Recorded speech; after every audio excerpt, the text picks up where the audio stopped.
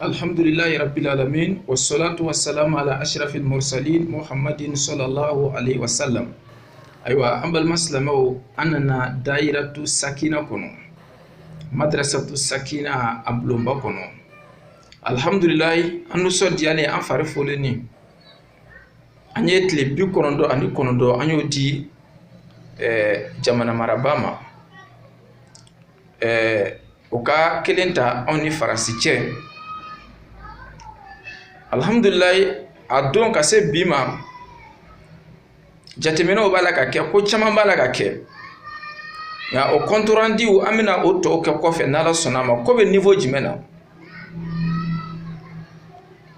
ngabi anu so diane mena jime fo malidun ye amina jime nyini malidun fe o de an bela jele an ga fatia belebeleta anga do belebele ke farafin munu walma africain munu nolu be faransi jamana kan parce que nango farafin mo be miri fi mandorona mais nango africain abe fam farafina kamunu be a jema fara afiman kan nolu be faransi jamana kan ani français re munu ye ngania nyumayata ka fo le 27 juillet ou ka tobu ka jate nazara ou ka jate la ko juillet kalo ko tle muga ani wolonvla ku bina boka tama belebele ke u bina marchi belebele ke nya suru yere la marchi u bina ke mugama u ka visa côté u lu ka papier côté u ka lafia te France kono ko u ba ke de malidon de kama malika lafia malika nyesuma fa alimbe malila be se ka dabla chugodi faransi nana be malika ka jonya juru min ta ka do malikana ani ka jonya juru min ta ka do malidon sena o jonya juru abe se ka bo chugodi o jonya juru abe se ka bo chugodi malidon kana abe se ka bo chugodi malidon sena uye ni nganya nyuma ya minta o de la dairatu sakina kono bi ka ben anga zulu ka ada selflanche kalo atle muga ani fla do ka chatila do be muga ni kelena do rebe muga na ni be ni shite bashi adamadiya do famyo te kilenye amena munyini ka duwo ku ye daira tu sakina kono ka duwo ku ye ka nyini malide be fa nga duwo ka nunu ye de to wo blere ba donc a fo jafara fin ko anyelena africain ko anyelena ko ambola ko kalama anya kun yelen do koy nga kunye ko munu dogo anna bala ka kurutu mun ke duguma nan kun to kalama parce que nyema na yelen chugo ni ko do dogo ni bilay to don ube fe munu dogo la duguma kan bolo kalama anya yelen na to bleme bo kalama to nunu ye ninga ni nyuma ya mita ni marchi bele ko le 27 juillet ko bina ke mali togola ni mali deum be togola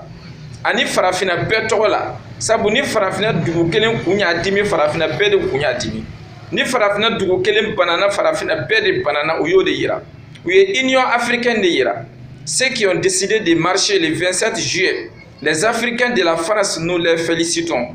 nous les encourageons, nous prions les créateurs des cieux et des terres, les créateurs des cieux et de la terre de les protéger,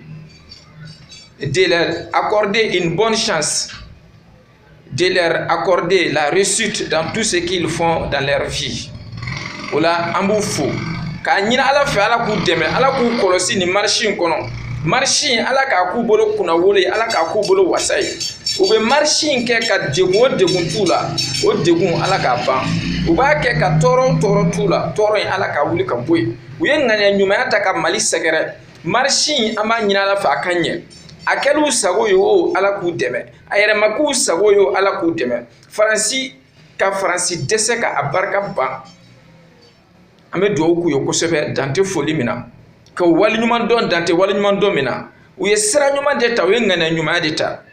wa dien beba don nunu be sira me kan chiedo dien beba don français en janfa français mali janfa do bala ka fo on ko do ko chiedo do ko chiente ko français ban fe do ko français tan fe nin ko tiɲɛ dara kɛnɛ kan diɲɛ bɛɛ b'a kalama faransɛw yɛrɛ b'a dɔn k'u b'a la ka Mali janfa doubliger kɛ farafinw b'a dɔn diɲɛ bɛɛ b'a dɔn nka bɛɛ de tɛ se ka kuma bɛɛ de tɛ cɛ ye ka kuma parce que diɲɛ tɔ kɛla intérêt défend ye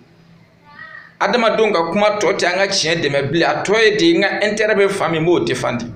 o de ka ca an ka ko la hali ni tiɲɛ kelen kelenw b'a la mais intérêt défend o b'a la ka an ka tiɲɛ tigiya k'a bɛɛ halaki k'a tiɲɛ an k'an yɛrɛ kɔlɔsi maliyɛnw intérêt défend ka ɲi dɛ mais an ka jama ka intérêt bila an ta ɲɛ faransi bɛ janfa min na diɲɛ bɛɛ bɛ nin kalama arabu tubabu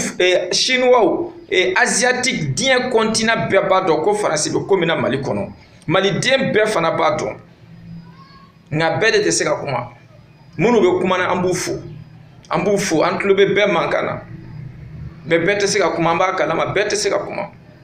ninnu minnu tora faransi dugukolo kan k'a dɔn ko n'u ye nin marche k'a bɛ se ka tɔɔrɔ s'u ma u ka papier ko la ko n'u ye nin marche k'a bɛ se ka degun s'u ma ko n'u ye nin marche k'a bɛ se k'u magoya faransɛw ye u y'o bɛɛ dɔn ka Ala minɛ k'a f'u bɛ bɔ ka marche kɛ cɛw don dɛ cɛw don cɛ gɛlɛnw don ani muso gɛlɛnw don an b'u fo ka dugawu k'u ye k'a fɔ Ala k'u kisi a kɔ basi ni a kɔ tɔɔrɔ ɲɛ olu mun tora faransi dugukolo kan tubabu bilen yɛrɛ jabala la tubabuw yɛrɛ fɛ yen ka an dɛmɛ k'u ka nisɔngoya yira ka faransi ka terejuguya yira la k'a ka fili yira la ninnu sara tɛ an bolo dɛ maliyɛnw wa an b'a dɔn Ala y'u dɛmɛ ka ban Ala y'u dɛmɛ ka ban wallahi maa o maa ye tiɲɛ sira minɛ Ala y'i dɛmɛ ka ban ninnu Ala y'u dɛmɛ ka ban parce que Ala ye mɛlɛkɛw bila mɛlɛkɛw de bɛ na nin marche don mɛlɛkɛw de bɛ bɔ ka ninnu dɛmɛ siga foyi t'a la Ala yɛrɛ de bɛ mɛlɛkɛw délégué ka mɛlɛkɛw bila u ka ninnu dɛmɛ nin baara la parce que ŋaniya ɲumanya baara Ala bɛ mɛlɛkɛw de bila ka maa dɛmɛ a la Ala k'u dɛmɛ a la Ala k'u dɛmɛ Ala ka segin k'u dɛmɛ o la maliyɛnw an ka jitoya dabila an ka siranya dabila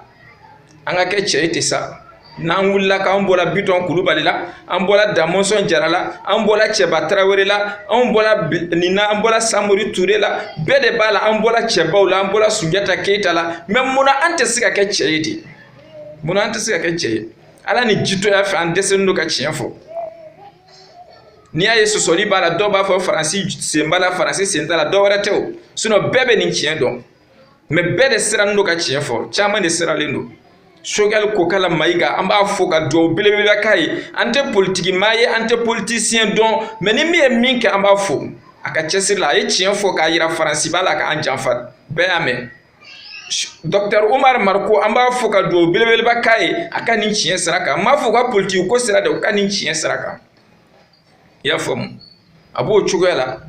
minnu b'a la ka kɛlɛ kɛ Mali ye député Jara an b'a fo sinon politicien caman bɛ nin tiɲɛ dɔn a bɛɛ bɛ nin tiɲɛ dɔn mais u siralen don parce que faransi de y'u ka alijinɛ ye faransi de y'u ka dɔgɔtɔrɔso ye faransi de y'u ka ko bɛɛ ye u b'a dɔn ni maa o min tora ka nin tiɲɛ fɔ ka faransi lebu i tora k'i da diya la n'a ka d'a la n'i k'i bɛ taa faransi i tɛ visa sɔrɔ dɛ a bɛ visa ko bali u b'o kalama o de la caman sirannen don ka kuma sinon bɛɛ bɛ nin tiɲɛ dɔn a ka di politicien bɛɛ ye u ka kuma nka u tɛ se ka kuma sabu u siralen don faransi ɲɛ Choguel Kokala Maïga y'a fɔ a ko ni an y'a fɔ dɔw sirannen don ka kuma k'u b'a fɔ n'u kumana ko faransi o tɛ kɛ président ye bilen n'u kumana ko faransi bɛna a ye sanction ta o kama ko faransi ka sanction ta k'ale ka sira t'a la ka kuma b'o de yira o cɛ don an b'a fɔ politicien tɔw a ka sirankun filɛ Choguel Kokala Maïga y'a fɔ anw yɛrɛ b'a dɔn fana aw sirankun ye nin ye journaliste baden siralen don artiste baden siralen don karamɔgɔ baden siralen don n'an kumana n'an ye visa ɲini don min k'an bɛ taa an ka alijinɛ kɔnɔ n'o ye faransi ye visa tɛ sɔrɔ an ka visa ko bɛ sumaya parce que ni maa min kɛla e t'i yɛrɛ valeur dɔn i t'i ka jamana valeur dɔn i t'i ka dugu valeur dɔn an banna an yɛrɛ la ka ban an ka jamana na an ka ko bɛɛ sirilen don faransi la furakɛli faransi yala faransi an tɛ nisɔndiya f'a k'a fɔ k'an taara Paris karamɔgɔ yɛrɛ b'u disi gosi ko Paris janjo kɛla karamɔgɔ ka janjo ma kɛ misiri kɔnɔ ye fo Paris wajurukɛlaw yɛrɛ b'u disi gosi ko Paris janjo Paris ye mun ye Paris c'est quoi Faransi c'est quoi ka ban an yɛrɛ ka jamana na a t'a yɛrɛ ye maaba ye f'aw ka taa faransi de ataw yɛrɛ jate duwawuden ye fo ka taa faransi de ataw yɛrɛ jate maa barikama ye fo ka taa faransi n'a ye faransi de kɛ barika ye ka faransi de kɛ kanda ye ka faransi kɛ fɛn bɛɛ ye aw tɛ se ka kuma faransi kan o faransi mana ko ko dan kan aw bɛ siran ka kuma parce que a ka ala de ye faransi ye a ka alijinɛ de ye faransi ye n'a ma taa faransi a ka maabaya tɛ dɔn n'a ma taa faransi a ka setigiya tɛ dɔn n'a ma taa faransi a ka duwawudenya tɛ dɔn anw dun mago tɛ faransi la an ka duwawudenya bɛ dɔn an ka buguso kɔnɔ yan bugu anw ka barikatigiya bɛ dɔn an ka buguw de kɔnɔ yan anw ka maabaya bɛ dɔn an ka buguw de kɔnɔ yan an mago foyi tɛ tour de fer la an mago foyi tɛ château rouge la an mago foyi tɛ faransi poutre la an b'an yɛrɛ dɔn. Nous connaissons nos dignités, nous connaissons nos valeurs culturelles. Nous n'avons pas besoin de la France. Beaucoup ont peur de parler parce qu'ils seront privés de visa français. Beaucoup ont peur de parler parce qu'ils ont peur de la sanction française. Ils ont peur de l'embargo de la France. Ils ont peur des sanctions. Ils ont peur de la France. Ils pensent que la France est tout. C'est la France qui est leur paradis. C'est la France qui est leur bonheur. Nous ne sommes pas comme ça. O de kosɔn minnu ma siran faransi ɲɛ ka kuma an b'u fo journalisiw minnu bɛ faransi dugukolo kan u b'a la ka video kɛ an tulo b'u la an b'u fo ka cɛsiri k'a f'u ɲɛna k'u cɛsiri ka dugawu k'u ye u ma siran faransi ɲɛ u ye ala de ta ka faransi bila surtout minnu k'u bɛna marche kɛ le 27 juillet an bɛ dugawu k'u ye ala ka marche ɲɛ ka d'u ma ala k'u fanga se yarabi ala k'an n'u dɛmɛ ala k'an n'u wasa k'an n'u sankɔrɔta silamɛya ala k'a sankɔrɔta madrasatu sakina kumaw don dɛ. Professeur Ibrahim Sanogo, Kabo Sirakoro Megetana, téléphone 00223 78 31 05 88. Ala ka wati wara yirana salamu